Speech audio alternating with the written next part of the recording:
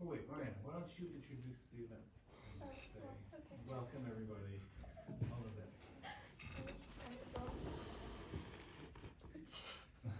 Okay, well, hi everybody. Thank you for coming to our CRS immigration panel. Okay, I'm saying that. Okay. Welcome everybody to our immigration panel. We have our three panelists here today, Koshin, Gabby, and Rosveris. They'll be speaking on their immigration experience, and if you have any questions, they'll after they share their story, there'll be time for questions at the end. So,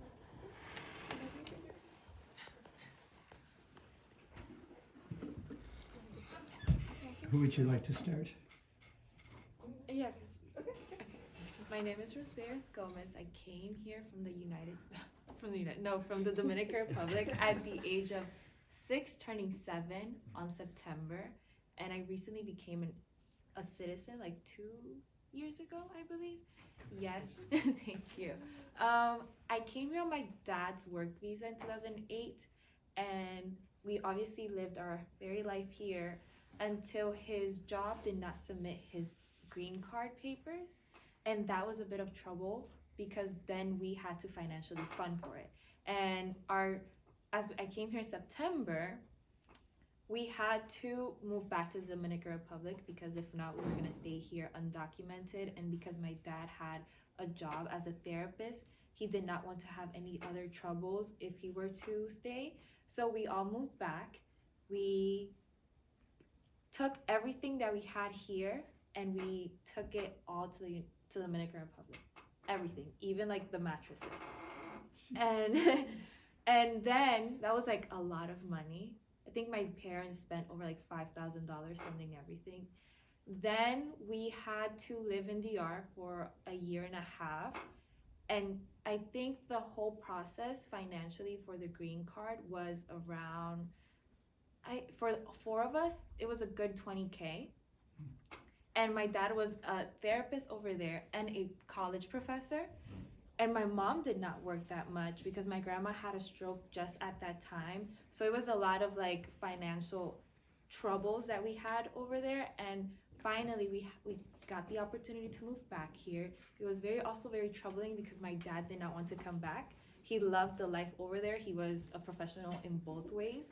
So he decided that he did not want to come back until my mom basically threatened him and said, we're gonna move back no matter what. And I came back in high school in 2016, my freshman year of high school. That's it. My name is Gabriela Chauca. I'm from Ecuador. I came when I was 10 years. As I came due to different reasons. My grandma and my grandma and my grandpa and my dad are living in the United States for about probably 7 to 8 years. So in Ecuador we stay. My mom, I have my brother, and then my sister. So I'm the I was the maid on that time, but I'm not the maid anymore. um, she My mom was a farmer, so she had her farm. She was had grown vegetables, potatoes. She used to go and sell at the city because we live in a town. So she used to go sell in the city. But I think we started getting some problems. One was climate change. One was robbery. So it was not safe for my mom to go to the city no more to sell. So since we already had my grandpas here, they all came, I would say illegally, but they were able to process their green card by job. So I think my grandpa did that. He used to work in a restaurant, so he was able to do all that paperwork. Once they got it, he married my grandma. Then my grandma also got it. Then they started our process. What I know is that the process started before I was born, but it probably take 10 years. So my mom got pregnant with me, so now they have to redo all documents. So I don't stay up there. Same thing when my sister did. Um, so it take about like 10 years, I will say, to do all the paperwork. We did get rejected, I believe, twice for other different reasons. But I think the third time we finally was able to come. So I know it was not that easy to come, and we didn't want to come as well, especially me and my siblings, because we didn't know the struggle that our parents were going. I was say I was happy. I had my school. I had my friends, so I didn't actually know the reason why we have to come to a new country. I didn't know English at that time, so yeah. So I came to a school, and I came to fifth grade. It was so weird, because everyone was speaking English and I'm just me there. But I think it went great. We were already what 12 years here, 12 to 13 years here. Me and my brother are already citizens. We're still trying to convince my mom to do it. And then yeah, so that's my story. Hi everyone, so my name is Koji and I am Kurdish from Kurdistan. And I know many people are not familiar with Kurdistan because it's not a country, it is a semi-autonomous region. So I just want to give like a short, brief explanation about Kurdistan. So the Kurdish people, they are the fourth largest ethnic group in the Middle East. And they are one of the largest ethnic groups in the world without a country. So we have never had our independent permanent nation state, and the Kurds are the indigenous people in Mesopotamia, and after World War I, when the collapse of the Ottoman Empire, Kurdistan was divided into 4 parts, and one part is in Iraq, where I'm from, and in Iran, Turkey, and Syria. So there are 45 million Kurds in the world, and in my part, there is like 6 million people, Kurdish people living in Iraq, in northern Iraq. So I'm not an immigrant, but I can speak for my brothers and sisters who are immigrating from all the 4 parts of Kurdistan, why they are immigrating. And one of the main reasons is because Kurdish people have been under very harsh treatment of these 4 countries because they are denying the Kurdish people. And for example, I can speak from where I'm from in Iraq, like for decades and decades, like Saddam Hussein's regime, they were trying to just deny the Kurdish people and just try to make them leave the country and move to the other countries and relocate in the other places. So the process is very hard because I came here as an international student, and I needed to obtain a visa to enter the country, but the whole process was so difficult because, first of all, I have the worst passport in the world, the Iraqi passport, and coming to the US with that passport is really difficult because of the history.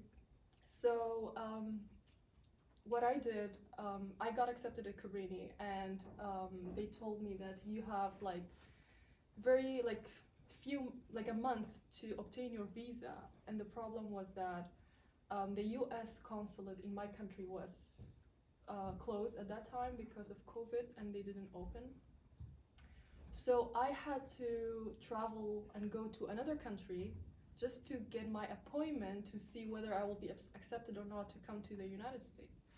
So basically, I looked up the countries around Kurdistan, and at that time, Egypt was the most convenient one. But the problem was that I couldn't just get a ticket and go to Egypt because I needed a visa to enter Egypt. So basically, first of all, I applied to an Egyptian visa, and then that was during a holiday that everywhere was closed. I couldn't get my visa to Egypt. Anyways, I got my visa to go to and enter Egypt. And then when I got to Egypt, they told me, well, we can't schedule you an appointment in the U.S. consulate because the priority will go to the Egyptian, not the other people in the Egypt. So it was very, very like stressful time. And so basically, I wrote an email out to the consulate and I asked for an emergency visa appointment. So luckily I got the appointment and I went in and I got my visa to come to United States. So basically I was still in Egypt when I decided to come here, and at that time they told me you can't directly go from Egypt to United States, you have to go to Turkey, and then from Turkey you can travel. The whole thing was so crazy. So basically it took me 2 days living in the airport trying to come here, and I went to Turkey, and from Turkey I went to Boston, and from Boston I came to Philadelphia, and that was last year, and that was just like a few weeks before I took Dr. Jerry's class. So I was really disoriented at that time, but I made it, and I know the process is very difficult, and I just want to speak about like what made me to come here to the United States. So back home in Kurdistan, I was attending an American University of Iraq Soleimani, and over there I met so many people, non-Kurdish people, and because it was an American university, so many people from the other countries came to teach at the school. So at that time I met my professor. He was my accounting professor. He was from here, the US, but he and his wife came to Kurdistan to teach at IUIS. So I got to know them, and later on we became very friends with his family, and I introduced them to my family, and they become like our family friend.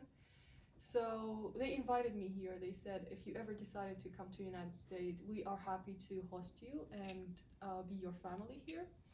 So after 2 years, I decided to come here to do my studies here because there are more opportunities in the US than Iraq and Kurdistan. So luckily, they were still on the promise.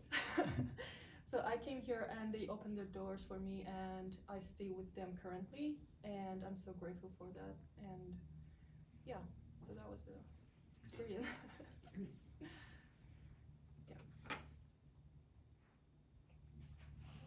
Okay, so thank you all for sharing your stories on how you came to this country, and I guess we'll open up the floor to anybody who has questions for any of the panelists, whether it's for one specific or for all three. Any general questions? Should I ask one right away? Can the students here please prevent Ray and me from asking all the questions? Because I have like 90 million, like I taught journalism, so asking questions is what I do. And Ray too. Yeah. So please do not permit us. I'm going to ask one that'll hopefully get you guys talking while people think about their questions. So first, thank you for sharing your stories. You seem to be able to speak so easily about this. I don't know if it was always easy for you to do this, or if it took some time to get there. But my real question is just noticing how different the stories are in terms of how old you are. Like there's very many differences, right? But how old you are when you went through this process. Gabby, it sounded like you were 10, right, when you first had this? You were 6? 6, initially? yeah. And then how about When I came back, I had turned 13. Okay, so you had kind of experiences as very young. And then as a tween. Right. So I guess can you talk a little bit about how do you think that affected your experience of the whole immigration process?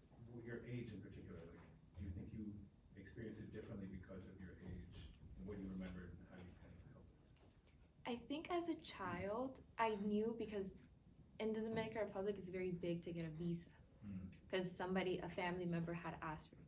But it was also, it's very difficult to obtain a work visa because usually it's like calling, it's like a summer thing. What it is like we work at a call center, you get a work visa and you work for the summer here in the United States. But then to get a work visa indefinitely, that's something very big. And at the time, I think my dad had finished his master's, which is something else that I was like, okay, this is good, but it was just a whatever thing because everybody gets a visa. And then living here in the United States, and I came here when it was like really cold, it started to get dark. I was like, what is this place? Like, where are the people? Why aren't there any kids running around? And then we had to move back. I already had made my entire life here. We had to move back. And then getting to the Dominican Republic was a bit difficult and adjusting, even though I went to like a very good school and it was bilingual and all of that. It just made me feel a bit uncomfortable. And at that time, we also had to do exams, like a national exam to pass to the 8th grade, to pass high school. And I did not know anything. So I was like, what is going on? Like, my parents set me up for this. This is not cool. And then I passed. And then my parents are like, yeah, we're going back to the United States. It was like after I did everything here, I made friends here. I started, talking to people, even if I spent the majority of that year at home, because that was like the life here. You spend it at home. As opposed to over there, you go to the movie theaters with your friends almost every day. And when I came back, that was worse because it's high school. In high school, you are supposed to have friends. You're supposed to move with the friends from middle school to high school. And thank God that a lot of the friends that I already established in the United States already were there for me as soon as I got here. So that was like a good support system, that I had a group of friends at the end of the day. And that was like an amazing aspect. But then they were like always telling me, you're so mature. I was like, yeah, have you seen what I've been through? Of course I have to be mature about certain things. And also something that really, with the age, is the dynamic that I have with my family. Because I am the oldest immigrant daughter, there's a lot of responsibilities that we have. I told Dr. Zurich about this, I think it was a few weeks ago, that at the age of 8, I was like signing off my dad's checks because he couldn't like really read it. And then and then now like at 14, 15, bills are paid online and he's like, here's the card, go ahead and pay it. So yeah, it's like it's almost like a bit of a traumatic experience, but you learn and grow from it at the end of the day. But it makes you more independent and more resilient towards a lot of things.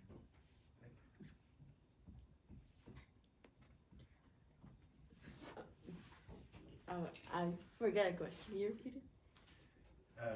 Do you think the fact that you went through the kind of immigration journey when you were young, how do you think that shaped your experience of it and your memory?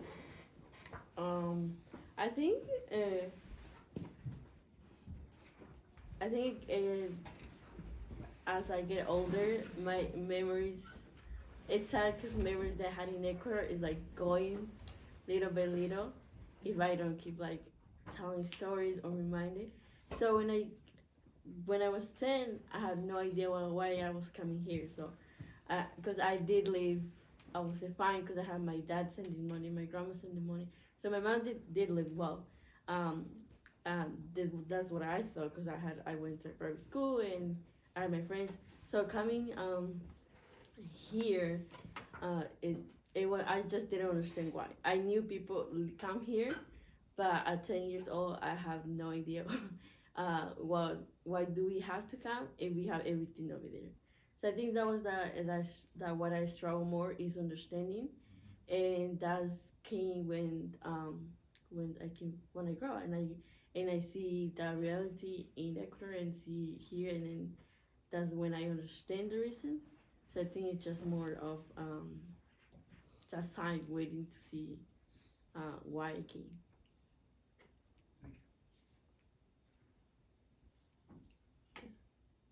Is that for me the question as well? If you feel like you have something. I don't know. That experience that I went through it just helped me to be more confident, I would say, because it was challenging. But also like the help that I have from my family and my family here is really helping me, because there are times that you face some challenges that you just can't handle it if you are just alone by yourself. So yeah.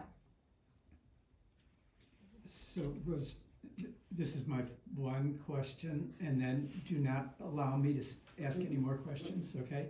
Who's gonna shut me up if I raise my hand? Me. Thank you.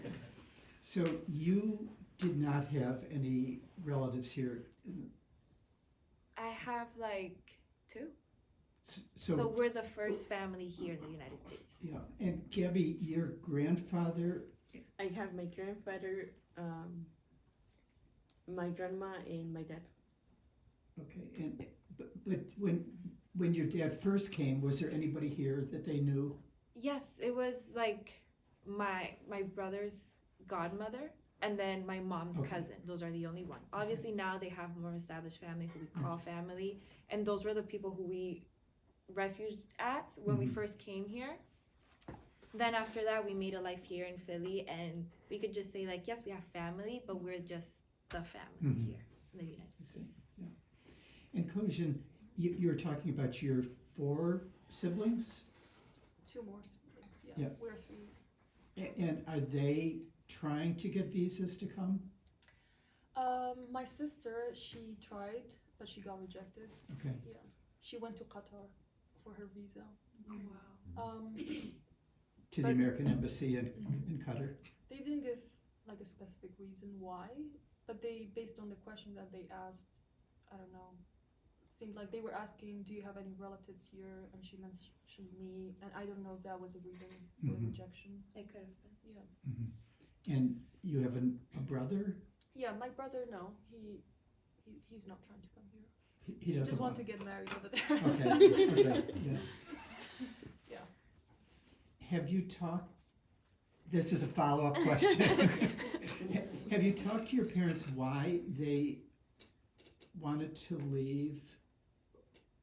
And why, you know, like what the motivation was? Like now that you're adults, have you asked them like the truth of why they left? Of moving to the United States? Hmm. Of moving to the United States? Yeah. Like from, Yeah. Well, for me, the situation is that the United States is a very established country. It's like one of the, I wouldn't say, it's one of the best countries financially Mhm. in the Caribbean.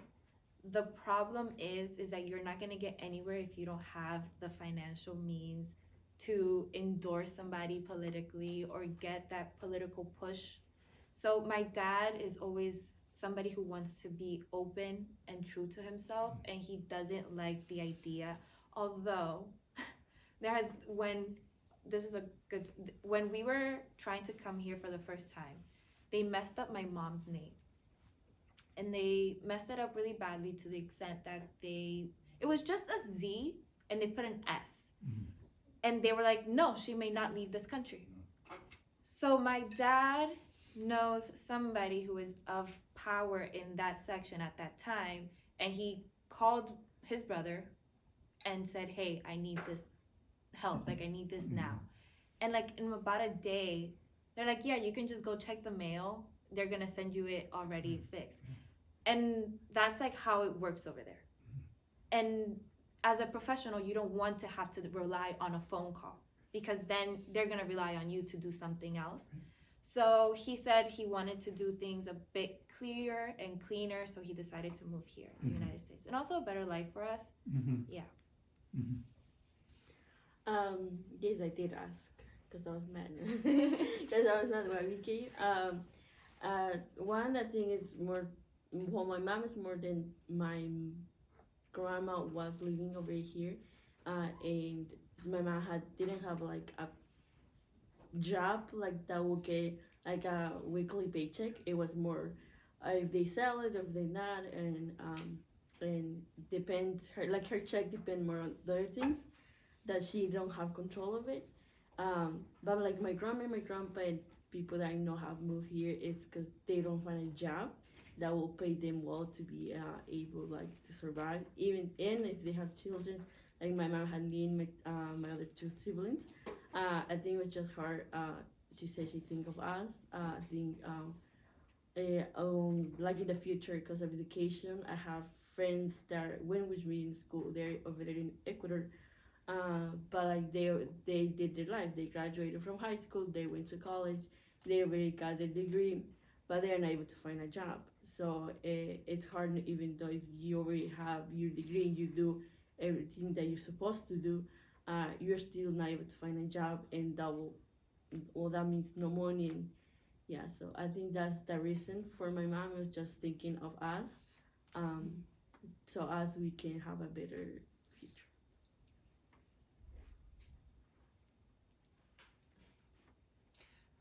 Okay, so this is a two-part question, okay?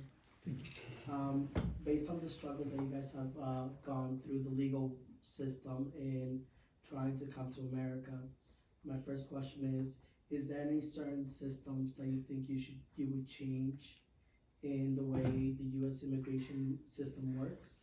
And second, since you're already here in the U.S., it seems all of you are great at assimilating because you all seem very assimilated.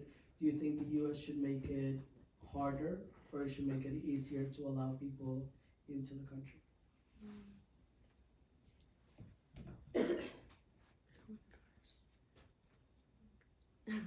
Like thinking about it.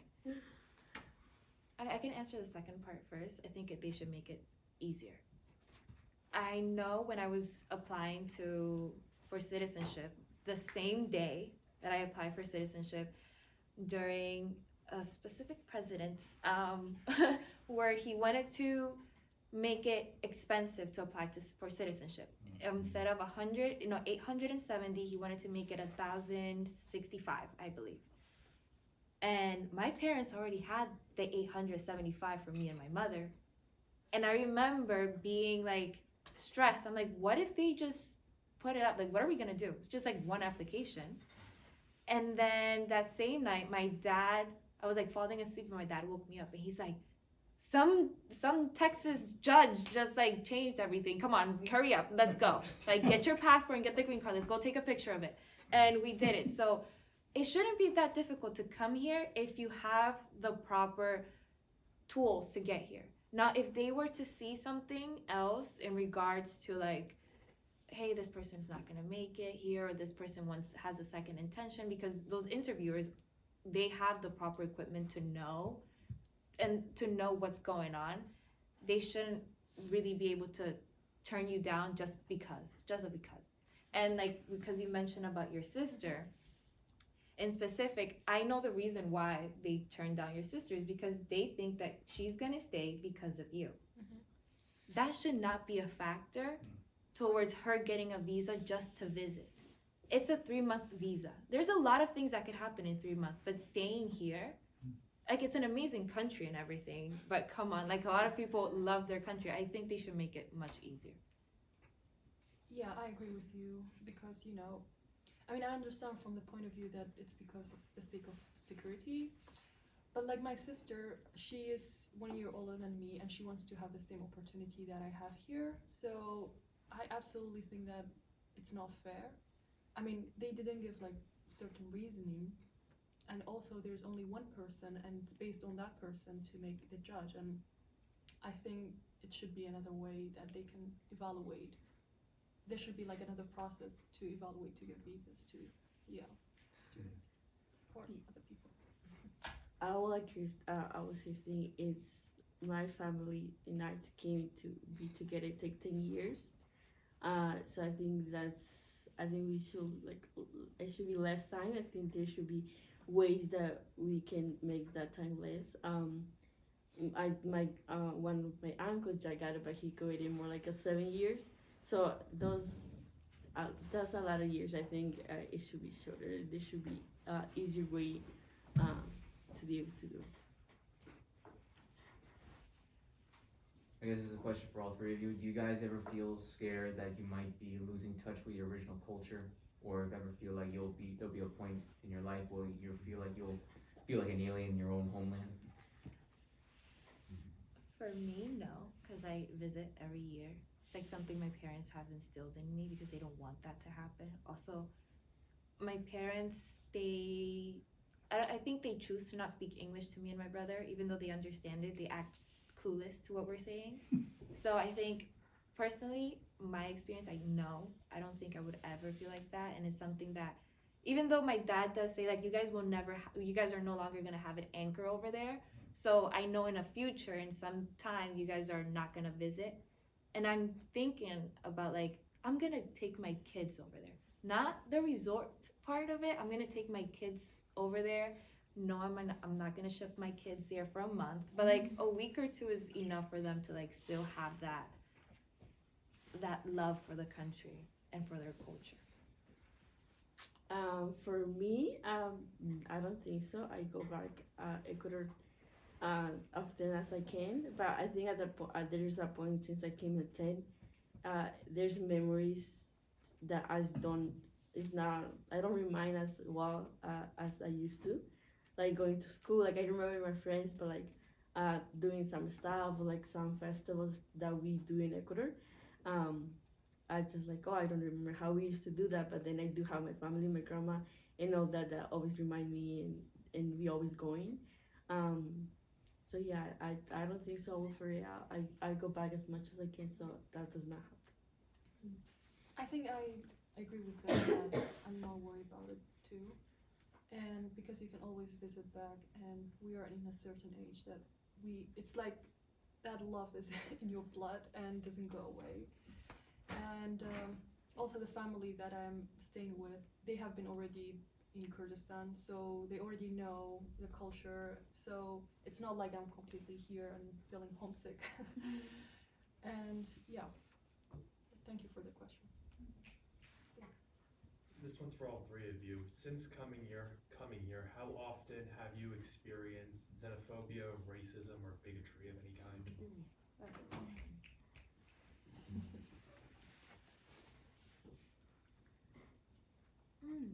I would say often, but not often at the same time, because I get it as a microaggression. It's never macro. I think they're smart enough not to do macro, but it's usually a microaggression, and it's like, one of the thing that gets me is like, did you come here the right way? It's like, what's the right way to you? And then we'll have another conversation. But other than that, I don't think I get it in a sense that they're like, leave out of this country or anything. Yeah, I've been lucky enough not to get it. I don't think so. Have been exposed to people that would sell stuff like that. I just went to school, and I think I had friends that were from my country or also immigrate. So I was not in a situation where they will say something that often.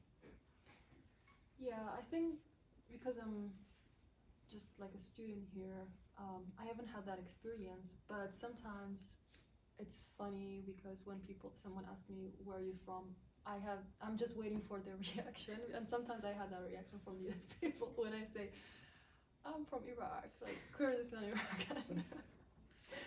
Yeah, but no, other than that, and usually because I have been here just for like almost for a year now, so.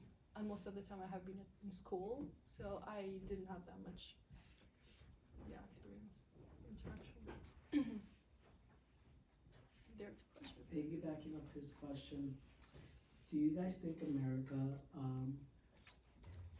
Americans and their views towards immigrants, do you think they should be the way they are right now, or do you think that Americans should like learn and educate themselves about immigrants and where immigrants come from? Americans should educate themselves 100%, especially because I think because you discussed specifically about like telling someone you're from Kurdistan, especially Iraq, like their reaction is going to be the worst reaction you would ever think of, whether it could be like, oh, or like, it's a bad reaction at the end of the day. So you would want for Americans to feel, I don't even know, because yes, you're allowed to feel like, yes, I'm scared, but why are you scared of? You know, I'm validating your feelings, but at the end of the day, I'm invalidating your feelings because there's no reason for you to be scared of like people coming into this country to do better for themselves and better for the world, to be honest. Yeah, I think I agree. It's more educating. One is that, I mean, they should understand the reasons that we come. Because I think sometimes we don't choose to come, but then there's the reason behind our own countries that the reason we come. It's not that we don't love our countries. I think it's if we had to choose, we will not be here. So I think it's just them educating about why we are coming. Yeah, I would say the same thing. And just like, yeah, educating yourself. I think there was a question there. Yeah. Yeah. From all the experiences you've been through, and if you were able to go back, what would be the only one advice that you would give to yourself at that moment and trying to get through those processes, and maybe give you some support? What would be the best advice that you could give yourself?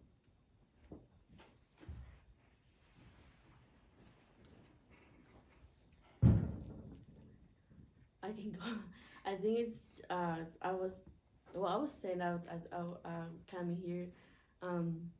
I always say that I have no idea why I was coming. So I think more than don't be scared. Don't be scared to come.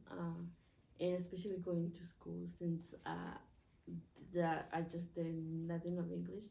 So I think just don't be scared, and then like time will like happen, and eventually I'll be able to be fine. But I think it's just to like trust the process that everything will be okay.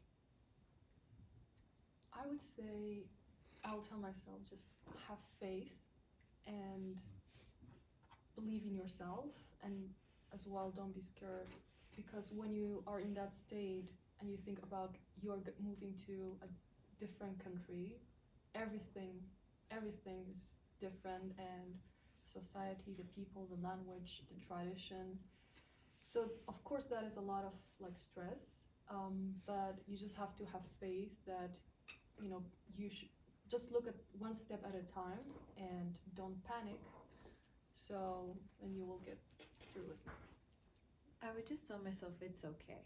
Because I feel like as a child going through these like different experiences, getting vaccines and then getting sick for like a week, and you feel like, yeah, you just, it's okay. It's okay. Because I think for me, I'm very adaptable to certain situation, but then for a situation like this at a younger age, it's horrible. I was like, it's okay.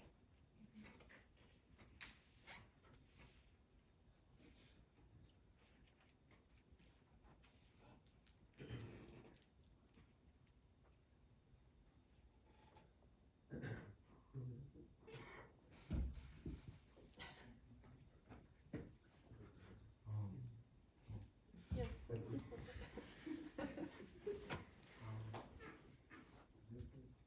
Let me go first. What's like the hardest challenge you guys faced, like, coming through here and stuff like that? The hardest thing? Barriers, or what barriers did you guys face that even though you faced them, you still like persevered and still didn't let those barriers stop you from being pursued as a motivated, yeah. Yeah, I would say what I have explained earlier about getting the visa. I'm sorry. Oh, sorry.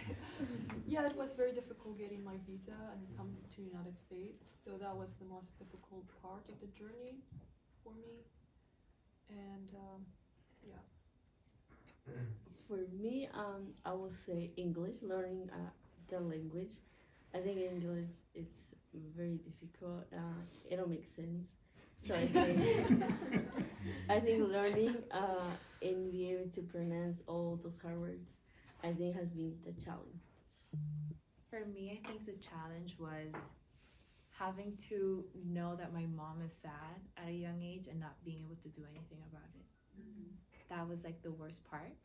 So now I'm like able to do certain things and think about, because like as a woman, or sometimes you're like, sometimes as a woman, you throw a lot away for your family, for your education, because you need to make the point that you as a woman can do it. And I thought about that a lot when it comes to her, because it's like it's her first life and she's suffering because she has to move to another country, and I would never want her to experience, or anybody to experience that.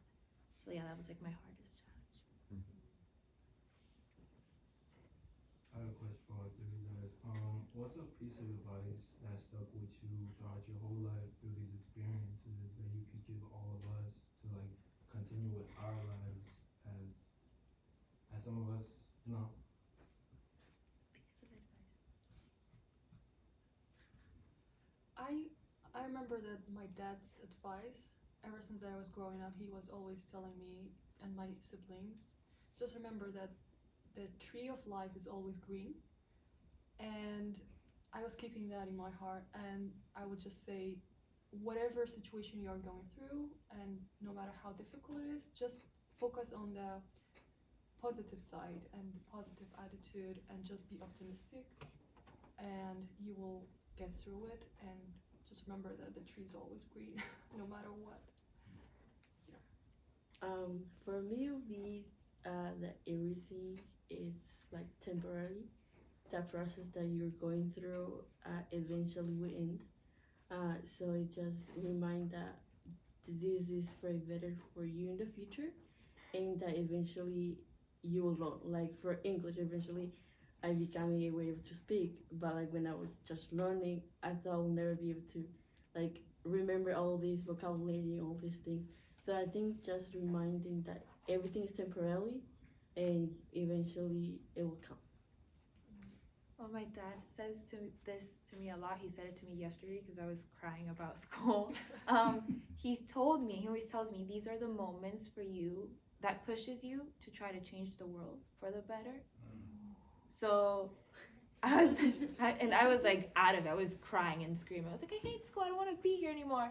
And he's like, no, these are just the moments for you. And I remember he told me that in the airport, like when I was 8 also. So like, being reminded that constantly is really good.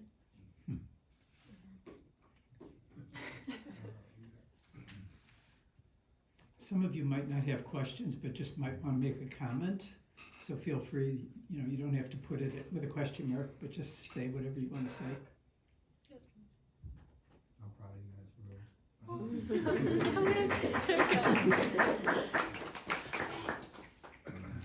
Yeah, guys, thank you so much for being on stage and empowering us with your stories, and a lot of us can relate through our own stories, so thank you for that. Sure.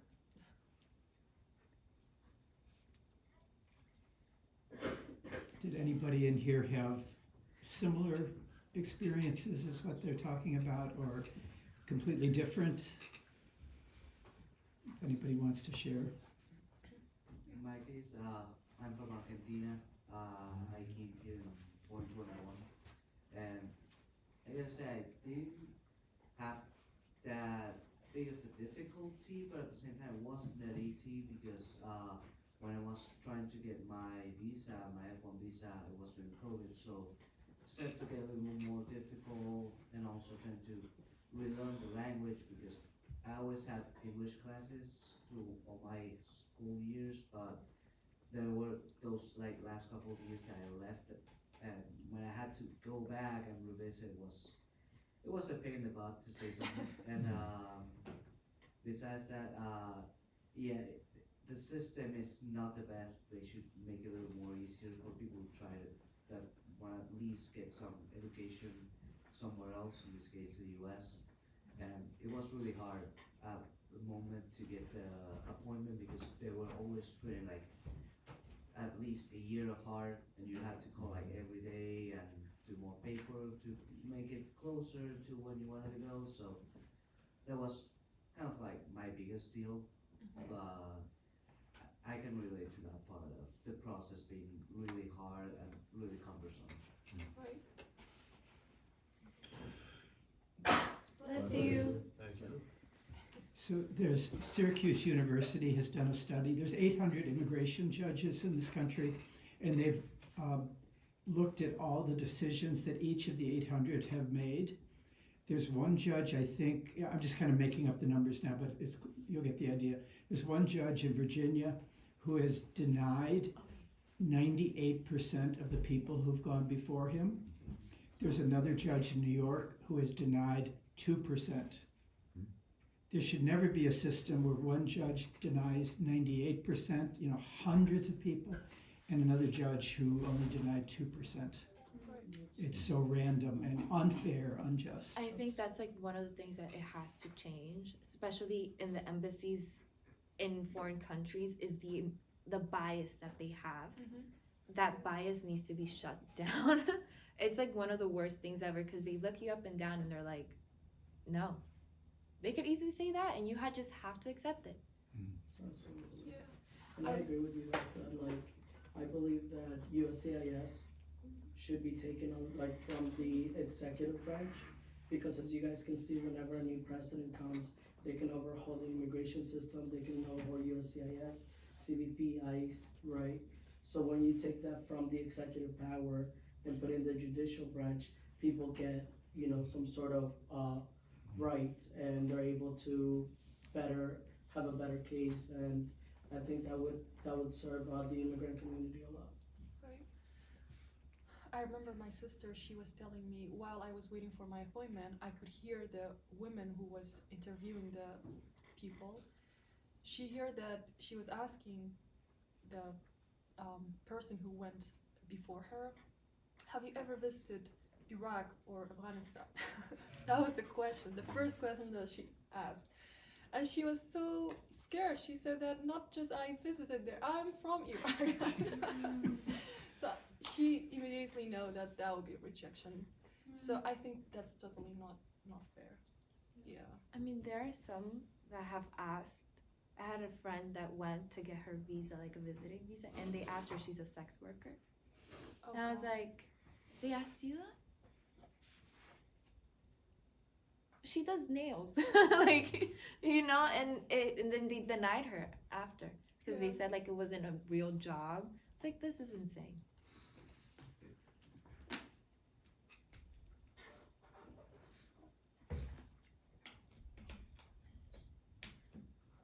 I know I'm not supposed to ask another question, but because we're in our last year of Cabrini, Cabrini is a school named for a woman dedicated to migration and immigrants and that kind of thing. I guess number one, do you think we've done a decent job at Cabrini living out her legacy? And then number two, what do you think we should bring out of this year to carry that legacy forward after, the doors close? And that's to you as well as the room. I think, I know when I first got here, all I heard was the mother of immigration or stuff like that. And I think that Cabrini has done an excellent job at helping immigrants and immigrant students here.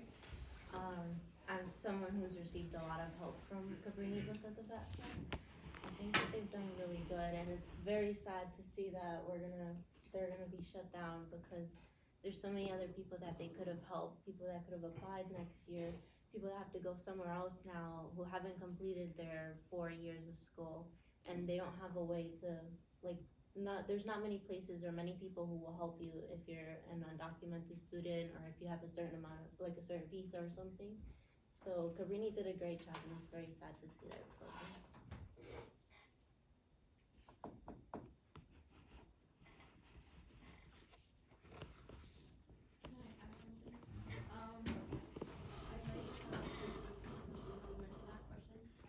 The one time that we were talking after the movie, how you said that another student also has, she had her limits as in this project, it's an end, we're moving on to the next one, I think from what Iris said.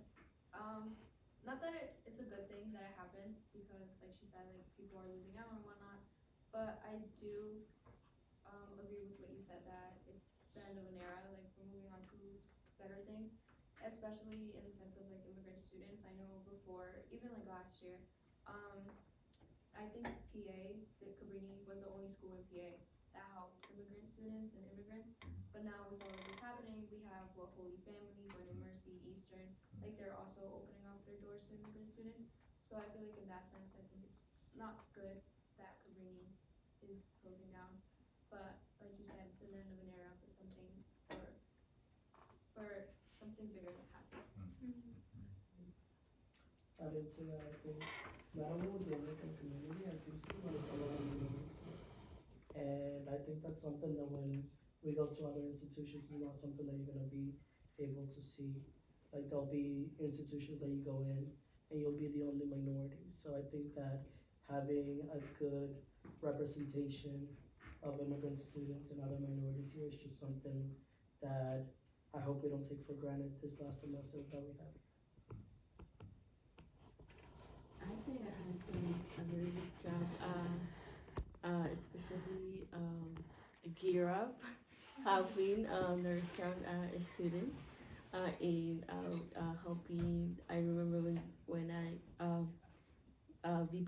I came part of Europe, I seen like Isa and Julie preparing all these workshops so they can send the students to Norristown and help students that are just came to the country and able to provide them a tutoring for the English classes. Also like helping them and giving information about anything has to do financially, and so I think it has done a very good job. It goes the other way too. Did I cut you off? I'm gonna. It goes the other way too.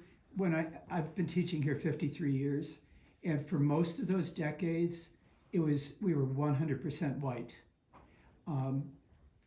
It is so much a better school now than it was then, with the diversity. I mean, as a teacher, I love coming into classes where there's people from all over the world, all different backgrounds. It just is a much better education for everybody. And I can't figure out why everybody in the United States wouldn't want to have it the same way. It just makes no sense to me that some people want to be segregated. So anyway, so thank you guys for making my teaching easier.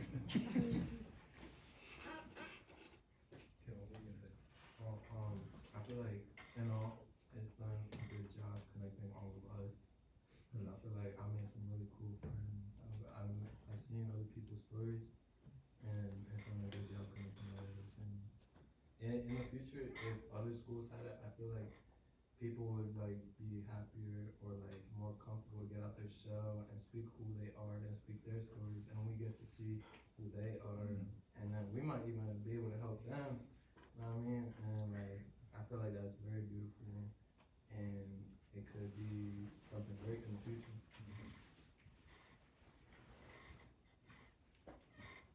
No, I didn't hear anybody say, and this is what I'm gonna do when I leave.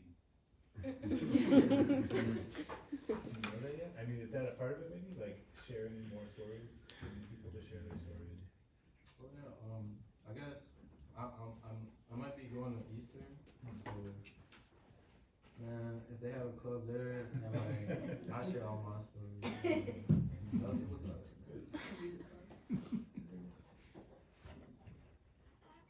I mean, if I can just comment briefly, because I think you hit it. We've done this immigration panel for, I think, the last 5 years at least. And it's a simple thing, right? Like we're just getting people together and asking students that are here every day to tell their stories.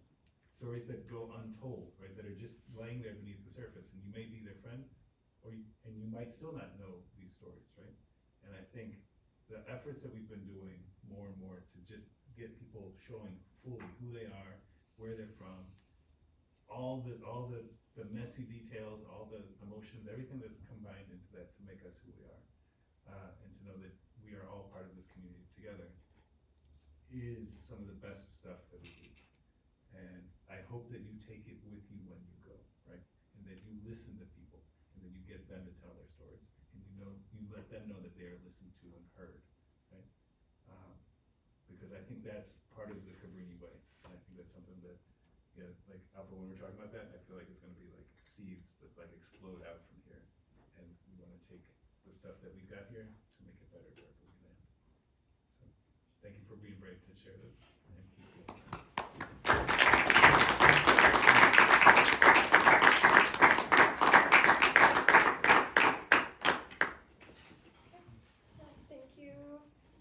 our panelists for sharing, and thank you all for coming.